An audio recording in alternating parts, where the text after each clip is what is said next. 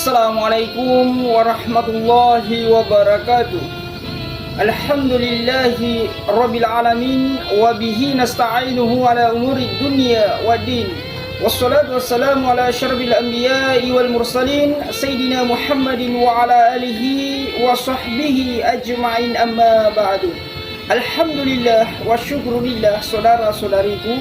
Pada pertemuan kali ini kita akan mendengarkan ceramah super lucu, super kocak, namun penuh ilmu, penuh makna dari Ustadz Dasat Latif.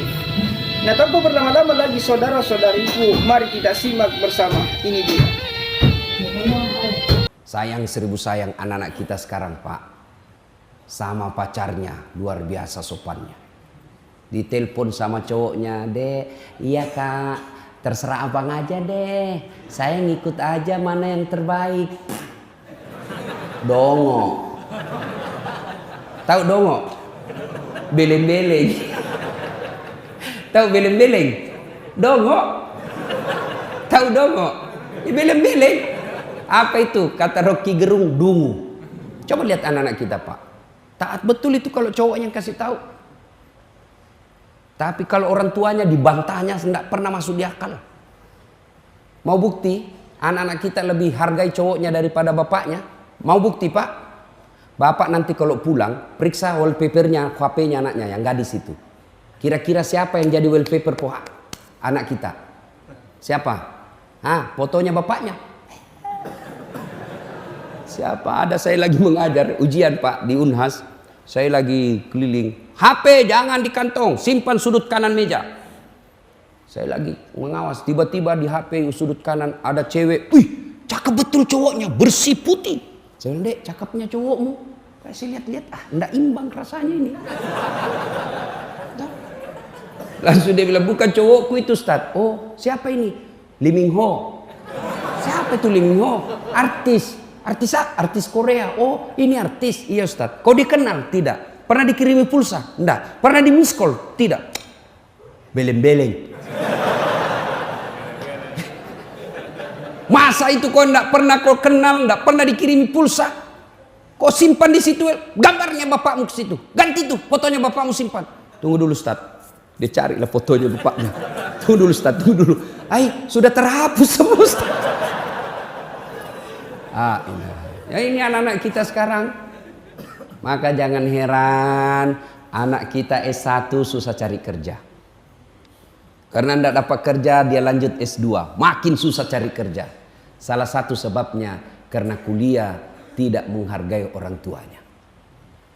Tidakkah kita sudah belajar dalam agama kita, ridallah fi ridal walidain, suktillah fi suktil walidain. Suatu kali Nabi di Makkah lagi tawaf, pakai ihram. Tiba-tiba ada anak muda di depan Nabi tawaf juga. Dilihatnya Nabi, melepuh pundaknya, Pak. Seperti orang yang baru kena bara api. Diikuti oleh Nabi. Selesai tawaf dipanggil, "Anak muda, sini dulu anak muda." "Kenapa pundakmu, Nak?" "Saya ini orang Madinah. Ibu saya sakit. Ibu saya ini mau sekali menunaikan ibadah haji. Tidak ada budak saya. Tidak ada duit saya bayar onta. Saya pikul ibu saya dari Madinah ke Mekah. Jalan kaki kurang lebih 500 km. Melewati padang pasir." Kalau Bapak dari Jakarta ke Bogor, itu kan masih enak, Pak. Masih pohon-pohon, bisa tempat singgah. Makkah Madinah padang pasir.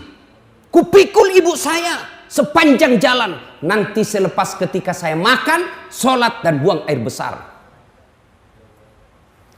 Ada terus di pundak saya. Hampir tidak pernah lepas. Makanya ini pundak saya melepuh. Nabi terharu. Lalu anak muda ini bertanya, "Ya Rasulullah, kira-kira kebaikan saya ini sudah membalas kebaikan ibuku kepadaku, ya Rasul? Kira-kira sudah imbang?" Apa kata Nabi? "Demi Allah anak muda, kau sudah termasuk anak yang soleh. Tapi demi Allah, kau belum bisa membalas kebaikan ibumu kepadamu."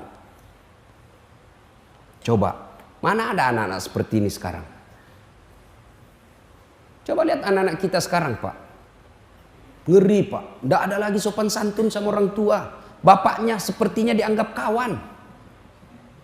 Kita dulu ketemu sama bapak, lihat matanya aja kita kadang sungkan. Bapak pelajari itu yang namanya tadi Al-Fatih, ya, itu tidak pernah berani tatap matanya bapaknya. Ketemu bapaknya tunduk terus karena memuliakan orang tuanya. Sekarang anak-anak kita, coba lihat saya zaman kecil, jangankan bicara kasar sama orang tua, memotong bayangan ketika ada tamunya bapak itu di ruang tamu, tidak boleh kita lewat-lewat. Dianggap kita anak yang kurang ajar. Makan, zaman saya kecil, makan, bapak saya petani, mau makan, kata ibu saya, jangan dulu, belum datang bapakmu, dosa kau kalau sisa kau kasih bapakmu. Masa sudah dari mulutmu kau kasih bapakmu. Begitu kita muliakan orang tua. Sekarang anak-anak makan, dia habisi pak. Tinggal kuahnya disimpankan bapaknya. Yang ketawa, ini anak-anak kita sekarang bingung saya lihat. Makanya jangan heran hidupmu tidak akan dapat kebahagiaan. Coba lihat orang-orang yang sukses. Salah satu biasa resep hidupnya, mereka memuliakan orang tuanya. Itu model kita lain lagi pak yang sudah berkeluarga. Modelnya apa? Lebih sayang sama istrinya daripada orang tuanya. Masih baik kalau ini lebih takut. Bu, ini ada duit lebih, kirim ke bapak ya, 2 juta lah, lama kita tidak pulang kampung. Ini 2 juta untuk orang tua kita di kampung. Dengar istrinya, langsung istrinya bangkit. Apa? Bapakmu, itu anakmu. Langsung dia bilang suaminya, ya terserah deh, tidak jadi. Ada di sini takut sama istrinya? Ada laki-laki di sini takut sama istri? Berhenti jadi laki-laki pak. Apa mau takut sama istri? Nah semua gaji kita diambil. Coba lihat itu istri. Semua gaji kita diambil. Bajunya kita yang belikan. Lipstiknya pun kita yang belikan. Sampai duit itinya pun kita yang belikan. Masa mau takut sama istri? Jadi Ustadz tidak takut sama istri. Ngapain saya mau takut sama istri? Cuma istriku lebih berani dari saya.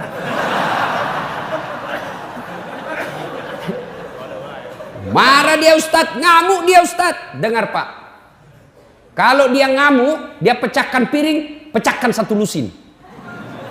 Kenapa? Piring boleh dibeli, harga diri sebagai suami tidak boleh diinjak-injak istri. Takbir. Saya serius pak. Pak, jangan pernah menunda berbuat baik sama orang tua karena takut sama istri. Saya bilang sama istri saya, boleh kau marah sama saya, boleh kau maki-maki saya, boleh kau lempar kepalaku, yang penting tidak dikena. Satu yang tidak boleh, jangan pernah saya dengar di telinga saya kau hina orang tuaku. Begitu kau hina orang tuaku, tidak ada maaf.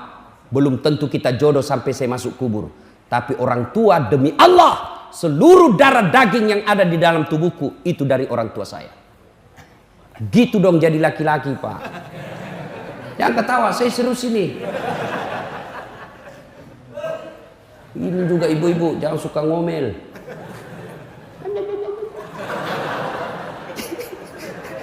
Hei bu,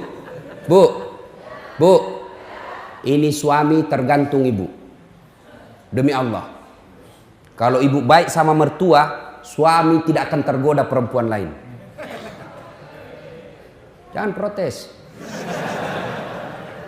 Coba kalau ibu baik sama suaminya, tiba-tiba suami mau nikah, datang itu mertua membela ibu. Apa kau mau kawin-kawin lagi? Coba lihat itu istrimu, baik betul. Saya belum bangun sudah siap sarapan. Datang saudaramu semua dihormati. Kamu tidak pernah dihina, ngomongnya tidak pernah kasar sama kamu. Apalagi kau mau kawin, belum tentu kau dapat perempuan lebih baik dari itu istrimu. Awas kalau kau mau kawin lagi, haram itu air susuku. Gitu mama saya kalau marah pak. Langsung dia bilang haram air susuku. Ampun mak. Tapi kalau tidak pernah muliakan orang tuanya, datang mertua dari kampung, baru 2 jam duduk dia tanya, Mak Haji kapan pulang? Belum selesai capek sudah ditanya pulang. Mertuanya hipertensi, makanannya yang asin-asin terus. Tidak pernah dihargai ketika datang mertua. Datang saudaranya tidak pernah manis di depannya. Pulang kampung suamimu, Dicuci otaknya sama mertuamu. Apa itu istrimu? Saya sekolahkan kau jauh-jauh. Saya jualkan sawah supaya kau dihargai orang, tidak dihina sepupumu. Ini istrimu sendiri yang hina kamu. Datang sepupumu, tidak pernah dihormati. Saya datang di rumahmu, tidak pernah enak-enak mukanya. Apa itu istrimu? Model apa itu? Sudah, kawin lagi. Saya carikan kamu sepupumu. Mau ibu? Makanya mestinya kalau mertua datang, ibu sujud syukur. Itu sumber keutamaan berkahnya hidup. Ya Allah, alhamdulillah kau kirim orang tua ini. Gara-gara inilah orang tua saya punya suami. Andai saja tidak ada orang tua punya anak, mungkin sampai sekarang saya masih jadi gasturi, gadis tua Republik Indonesia. Ibu bersyukur. Hei, bu. Baik-baik sama mertua. Demi Allah, rumah tangga tidak akan berkah ketika durhaka sama orang tua. Percaya Pak. Muliakan orang tuamu, maka hidupmu akan berkah. Suatu kali Umar bertanya kepada Nabi, ya Rasulullah, ingin rasanya saya melihat Allah tersenyum kepadaku. Meskipun saya tahu tidak mungkin saya bisa melihat Allah mukanya di dunia ini. Bagaimana supaya Allah tersenyum kepadaku? Kata Nabi, buat ibu bapakmu tersenyum, maka Allah pasti tersenyum kepadamu. Maka bapak tidak usah cari muka sama pejabat. Lebih baik muliakan orang tua. Dunia akhirat kita dapat. Kadangkala ini anak-anak sekarang baru belajar agama 2 bulan. Itu pun melalui YouTube. Baru 2 menit habis pulsanya. Bamaknya langsung beda manhajnya. Ini beda. Tak boleh mak. Sesat kamu. Saya bilang, kau belajar agama dari mana? Ibumu kau katakan sesat. Ya, adik-adik ini yang hijrah. Hijrah itu bukan sekedar berbicara afwan. Hijrah itu bukan sekedar jazakallah khair. Kaifa haluk ya akhi. Bukan sekedar itu. Hijrah itu bukan sekedar pelihara jenggot. Hijrah itu bukan sekedar jingkar celananya. Hijrah itu termasuk diantaranya memuliakan orang tuamu dengan semulia-mulianya. Biar jenggotmu panjang, bicaramu selalu afwan, jazakallah, celana, tapi kau hina orang tuamu karena berbeda mazhabmu, kau tidak lebih mulia di hadapan Allah. Muliakan orang tua. Berapa banyak dalam riwayat-riwayat kita pelajari sejarah, sengsara hidupnya karena mendurhakai orang tuanya. Pertanyaan besar buat kita, kenapa anak-anak kita begini sekarang? Padahal cerdas Pak. Anak-anak kita kurang apa sekarang Pak? Coba lihat cerdasnya anak-anak kita. Saya biasa heran lihat itu anak-anak. Saya ini sudah pegang HP 2 tangan, masih salah ketik. Ini anak muda bawa motor, sambil ngebalas. Cerdasnya itu anak-anak kita sekarang. Satu aja kurangnya anak kita sekarang. Apa? Kurang ajar. Imma yablughanna indakal kibra ahaduhuma au kilahuma fala takullahuma uff wala tanharhuma wa kullahuma kaulan karima. Apabila kedua orang tuamu sudah lanjut dalam pemeliharaanmu, jangan kau berkata A saja dilarang, apalagi sampai meneteskan air mata orang tua. Al jannatu tahta aqdamil ummahat. Surga itu berada di bawah telapak kaki ibu. Kenapa anak-anak kita begini? Salah satu sebabnya karena kita memberi makan anak kita makanan-makanan haram. Kenapa anak-anak kita begini? Karena kita memberi contoh yang tidak baik di hadapan anak kita. Sini dulu. Awas kalau kau merokok, awas. Kalau kau merokok saya kasih makan kau dengan bungkusnya. 10 menit kemudian, nak kopi beli rokok tong. Anaknya dilarang merokok, baru dia merokok depan anaknya. Bapak macam apa ini? Ada yang merokok di sini? Nggak ada? Nggak ada dalam masjid. Nggak tahu kalau dia keluar nanti. Bapak kan selama ini sangat benci sama orang-orang yang menindas kita. Siapa orang-orang kaya yang ada di Indonesia? Banyak-banyak Pak. Siapa orang-orang kaya? Mereka yang penguasa rokok. Dan kita lah ini orang Islam paling banyak merokok. Jadi kalau Bapak cinta sama agama, berhenti merokok. Itu orang rokok, itu orang Yahudi punya Pak. Sudah kita dikasih rokok, sakit dikasih lagi obatnya. Duit kita dibawa ke sana. Maka saya doakan bapak-bapak yang merokok, berhenti merokok. Marah? Silakan, saya mau pulang juga. Ada yang bilang makruh, mungkin dia bilang makruh karena dia juga merokok. Berhenti Pak. Kalau ada orang bilang baik itu rokok, saya bilang kau sini. Kalau kau merasa betul itu rokok baik, kau merokok anakmu di depanmu sama istrimu, rokok bareng-bareng di situ. Kalau kau rasa baik, pasti meskipun dia merokok, dia bilang jangan kau merokok, padahal dia merokok. Bagaimana kita mau beri baik yang anak dakwah kita kelihatannya tidak baik? Yang berikutnya, anak-anak kita mau baik, sementara kita sendiri tidak menjalankan agama dengan sebaik-baiknya.